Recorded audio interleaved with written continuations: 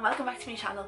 So in light of yesterday being May the 4th, May the 4th be with you, I have decided that I'm going to do, in my opinion, the best order to watch Star Wars in. I know this is probably not everyone's cup of tea, but I decided to watch all the Star Warses. I had seen the original 3, the ones that came out, so episode 4, 5 and 6, that came out between 1977 and 1983. When I looked online, obviously you can watch them chronologically, you can watch them as the theatre releases, and then there was a list of a way to watch them that in this person's opinion was the best way to watch them, and it was like, watch A New Hope, Rogue One, I think then it was The Phantom Menace. So I decided to watch 2 of them on myself and find the best way in my opinion to watch them. Since it was May the 4th yesterday, I figured there's no better time than now to share it. So the best way in my opinion to watch them, because I think you shouldn't watch them chronologically because you ruin certain like key plot bits that are like spoiler. It kind of ruins, if you watch them chronologically, it kind of ruins the story for you a little bit, because you get given information that you don't necessarily need to know, so it then takes away some of the like magical twists and turns that happen in the actual like original 4, 5 and 6. So in my opinion you should start with Rogue One. So Rogue One is one of the newer ones that Disney done.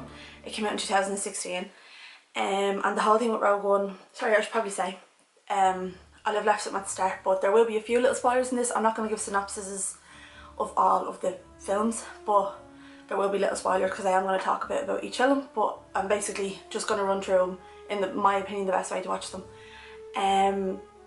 So yeah, anyways, so start with Rogue One, which came out in 2016. This is one of the newer ones that Disney has made, and the reason I say start with Rogue One is because it is the whole lead up to how the Death Star was made, who made the Death Star, how the Resistance got the plans for the Death Star, how Leia got the plans to bring to the Resistance, how everything came about how they got the plans for the Death Star, which if you've seen New Hope, which is the next one I want to talk about, you'll see in that Leia already has the plan. So this kind of gives you the whole backstory to how the Death Star was made, how Leia came to have the plans. So then going on to the next one you should watch is New Hope. So New Hope came out in 1977. It is the original one of the Star Wars films. It was the first one to ever come out, and I would watch that next because this is where you meet all the main characters. So you meet Luke Skywalker, you meet Han Solo, you meet Leia, you meet C-3PO, R2-D2, you meet Darth Vader in Rogue One, briefly. He's not really in it as much, but you meet Obi-Wan Kenobi in New Hope and all that jazz. You meet everyone, and then it's the whole process of Leia has been captured, bringing the plans to the Resistance. I keep wanting to say resilience, the Resistance, and Luke and Hans go to save her. So it's that whole process, and then obviously you see them destroy the Death Star using the plans that they got because of what happens in Rogue One. So in my mind it makes more sense to watch it that way.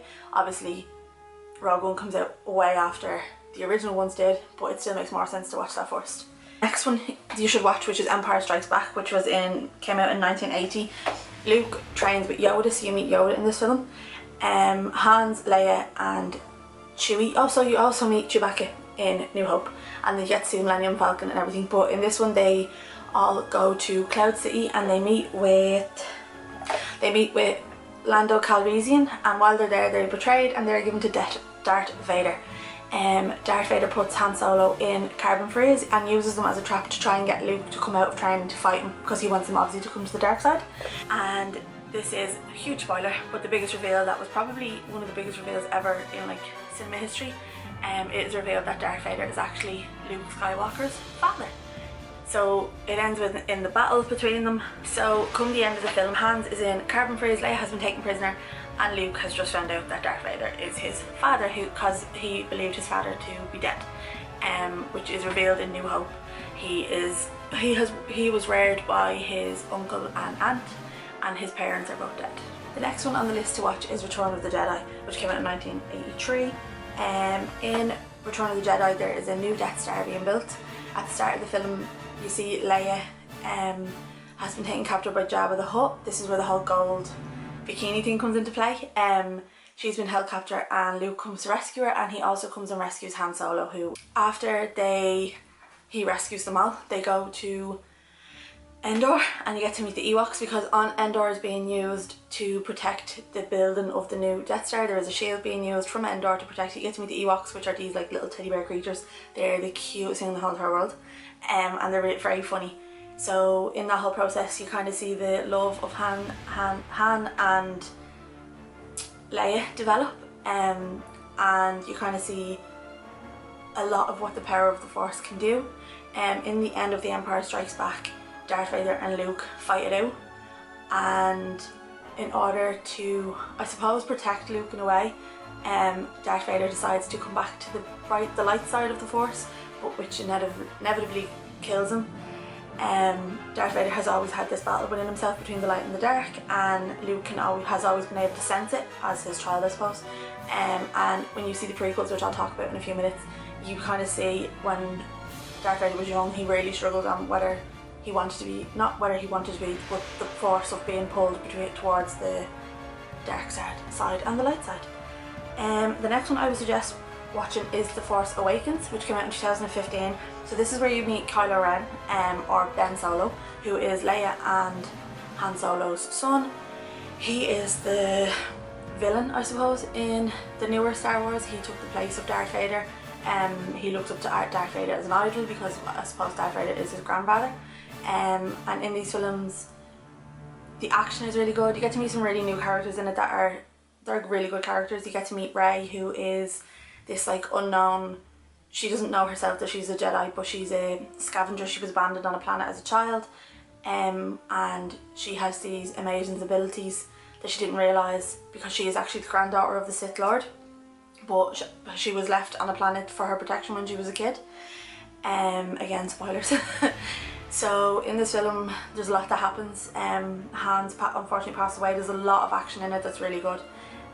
We meet Finn, who is an ex-stormtrooper, and you get to meet BB-8, who is the new, kind of like the newer version of R2-D2, but R2-D2 is still a classic and he's still in the newer films. So is C-3PO, Leia, Han, Lando Calrissian, Chewie. There's a lot of them who are still in it, so it's like really good to watch.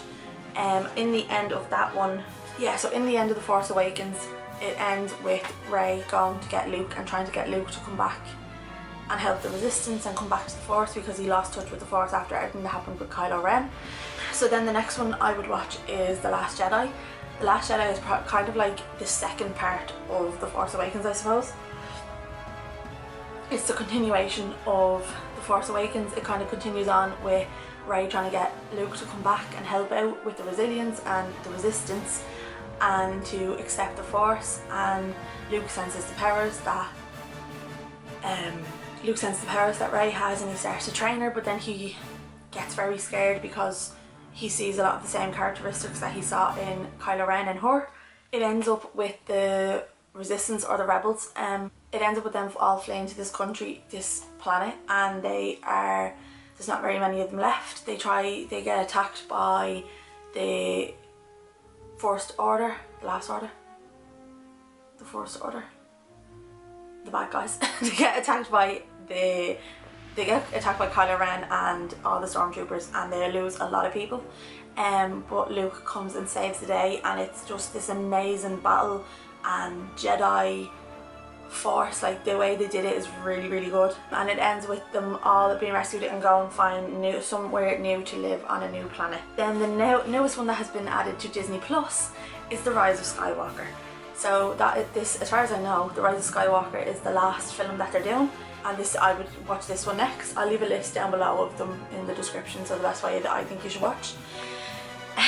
In The Rise of Skywalker, we again get brought back to the whole situation with Kylo Ren and Rey, and the bond that they have through the Force, because the Force keeps bringing them together and they can see each other's, they can speak to each other even though they could be like galaxies away from each other. There's a lot of action in this film. There's a lot of things that get resolved.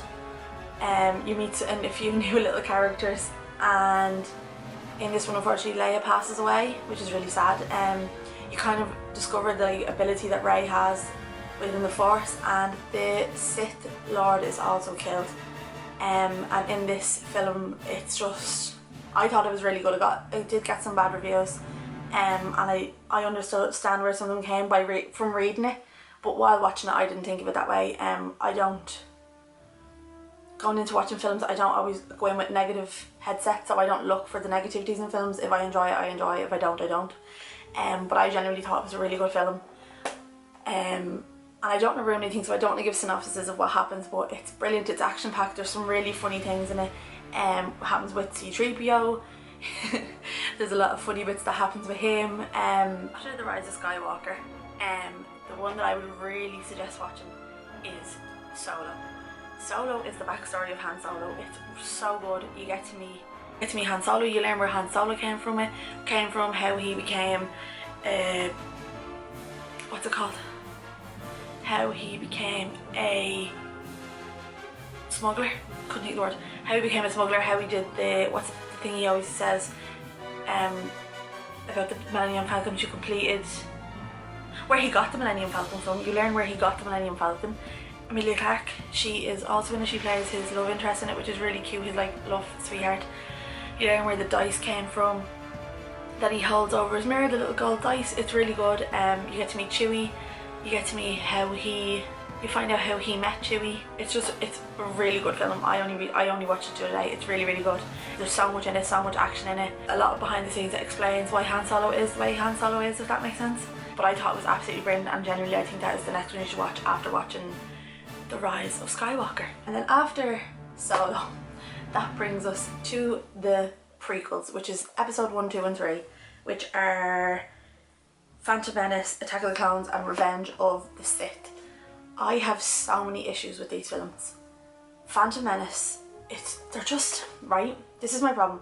They have a really good cast, but for some reason, and they're really good actors, but it's bad acting in the film. They're painful to watch. The prequels are so bad to watch, and it's not the actors actually that are the problem. There's too much animation in it. It takes away from the original way Star Wars should be. It's all CGI. Even like the flames in it is CGI. Like everything is ridiculous. It's so much CGI. The storyline doesn't always make sense. Yeah, you get some good backstory bits about where Anakin, aka Darth Vader, came from. If you watch it before you watch the other films, it ruins the whole thing about Darth Vader being Luke Skywalker's dad. It kind of gives the whole story of his descent into becoming Darth Vader and why he became Darth Vader. He marries Padme, yeah, and they are having kids, and he gets told by Palpatine who becomes the Sith Lord. He gets told by Palpatine that Padme will die at childbirth, and he also tells him that if he joins the dark side, he will be able to bring her back to life. So that is what he chooses to do.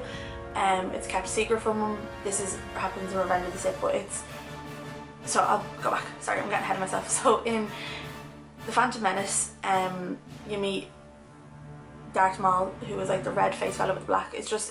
I can't deal with it.